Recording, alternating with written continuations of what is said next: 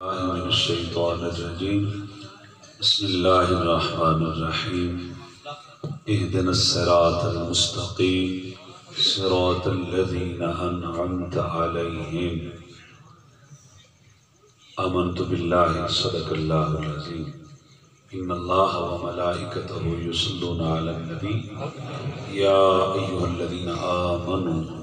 صلوا عليه وسلموا تسليما اللهم صل على سيدنا ومولانا محمد النبي الأمي وآله وصحبه وبارك وسلم عليه الصلاة والسلام عليك يا سيدي يا رسول الله وعلى آلك وأصحابك يا خاتم النبيين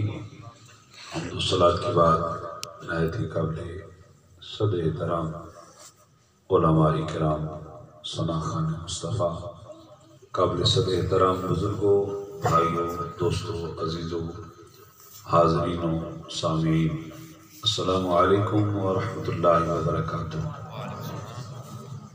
آج کی یہ خوبصورت محفل ہمارے پیر بھائی محترم جناب ملک محمد شہزاد صاحب اور ان کے برادران انعقاد پذیر ہے۔ خوبصورت انتظام اور احباب کی بھرپور حاضری، مرکزی میلاد کمیٹی کے سبھی عہدیداران، آپ سب احباب مبارکباد کے مستحق ہیں۔ اللہ رب العزت آپ کے ذوق و شوق کو،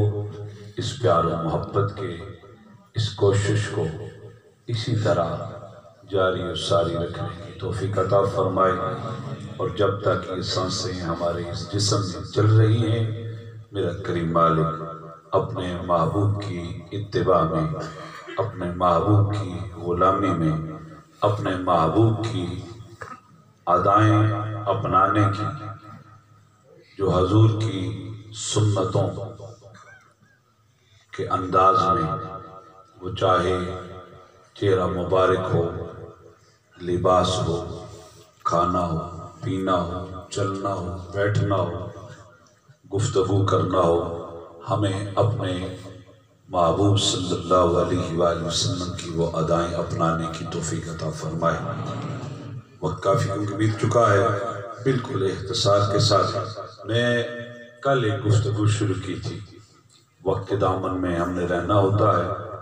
اور یہی ہماری ان محفلوں کی کامیابی کا راز ہے۔ اگر ہم محفل ہی ہر روز محفل کو ہم لے جائیں 10 بجے 11 بجے تک، تو پھر اگلی شب یہ حاضری نظر نہیں آئے گی۔ اس لیے ہمارے سبھی ساتھی، پوری ٹیم جو ہے، یہ ہم کوشش کرتے ہیں کہ ہم اپنے اسی وقت کا اختتام کر کے اپنے اپنے معاملات، ہر بندے کی مصروفیات ہوتی ہیں صبح، اور کل تو ہماری سب کی مصروفیات زیادہ ہیں۔ جس طرح ابھی آپ کو ہمارے بھائی قاری ظفر اقبال ظفری صاحب نے دعوت پیش کر دی ہے، بندہ عاجز کی طرف سے بھی ہر ایک کو دعوت ہے۔ آستانہ عالیہ پہ سالانہ محفل میلاد مصطفیٰ اور ماہانہ 11ویں شریف کی محفل ہے۔ میں بس اسی بات میں ہی ایک بات کہہ کے اختتام کی طرف چلا جاؤں گا۔ ہمارے ان بھائیوں کو اللہ سلامت رکھے، ان کی یہ محبتیں، ان کی یہ کاوشیں ہر موقع پہ، ہر مقام پہ یہ کرتے ہیں، اور ان کا حق ہے کرنا چاہیے، کیونکہ ان کا ایک جو روحانی تعلق ہمارے شیخ کے ساتھ جڑا ہوا ہے، یہ تعلق جو روحانی ہوتا ہے میرے بھائیوں، رات والی بات جن احباب نے رات کی گفتگو سماعت فرمائی ہے، وہ اس گفتگو کو ذہن میں رکھ لیں اور اسی کو آگے جوڑ لیں۔ جن کا تعلق کسی اللہ کے مقرب بندے کے ساتھ جڑ جاتا ہے، تو پھر اس کا حق ہے کہ وہ نبھائے۔ جس طرح سانس کا تعلق، یعنی روح کا تعلق جسم کے ساتھ ہے، اسی طرح پھر اس کا یہ حق بنتا ہے کہ اس کا وہ محبت کا، غلامی کا تعلق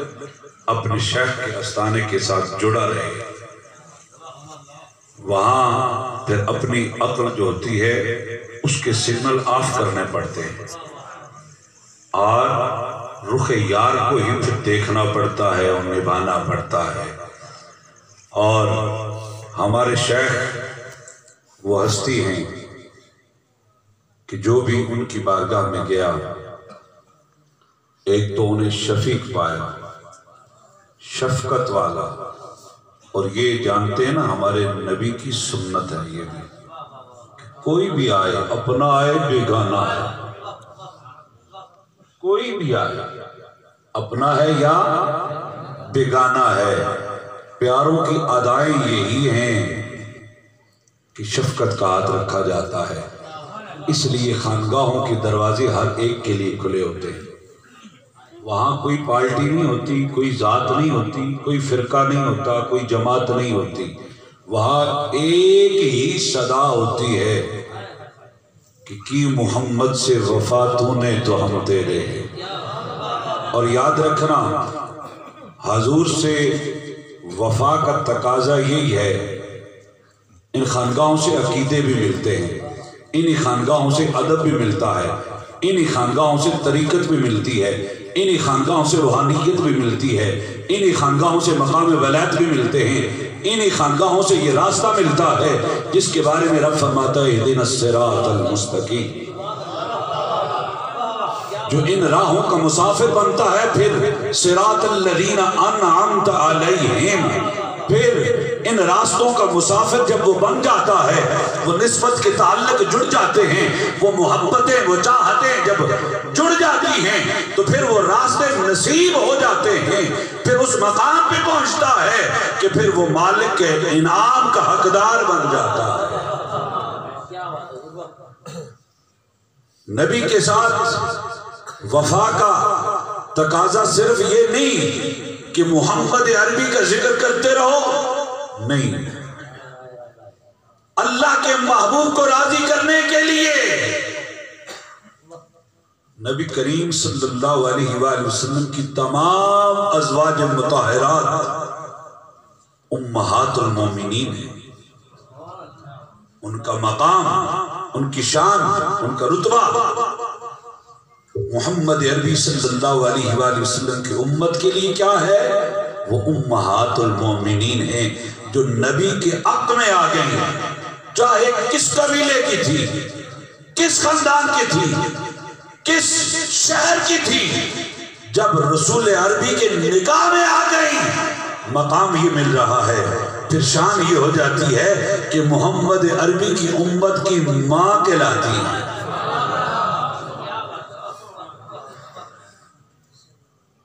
اور یہ جو علامہ اقبال نے کہا نا کہ محمد سے وفا، اس وفا کے اندر یہ سارے رشتے ہیں جو ادب کے ہیں، جو خانگاہوں سے ملتے ہیں، جو طریقت کے راستوں کے مسافر بنتے ہیں، جو روحانیت کے راستے کے مسافر بنتے ہیں، انہیں پھر شیخ کی بارگاہ سے یہ ادب، یہ طریقہ، یہ سلیقہ ملتا ہے کہ جو نکاح میں آئیں ان کا مقام اتنا اعلیٰ ہو گیا تو جس کی رگوں میں رسول کا خون ہے وہ کتنی اعلیٰ ہے۔ جو نکاح میں آئی بات کو سمجھیں، رشتے کو سمجھیں، ان کے مرتبے کو سمجھیں، کس قبیلے کی تھی۔ اب اس کی اجازت بھی نہیں کہ قبیلے دیکھے جائیں، اب دنیا مافیا سے بڑھ کر اللہ کے بعد جو سب سے بڑی ہستی تھی، جو حسنین کریمین کے نانا جان ہیں، جب ان کی نکاح میں آ گئی اب اس امت کی ماں بن گئی۔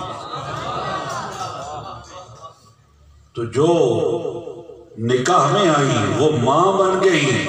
تو جس کی رگوں میں رسول کا خون ہے، جس کے استقبال کے لیے رسول خدا کھڑے ہوتے ہیں، تو امت کا حق بنتا ہے کہ پھر وہاں بھی نگاہیں حیا والی جھکا لیں۔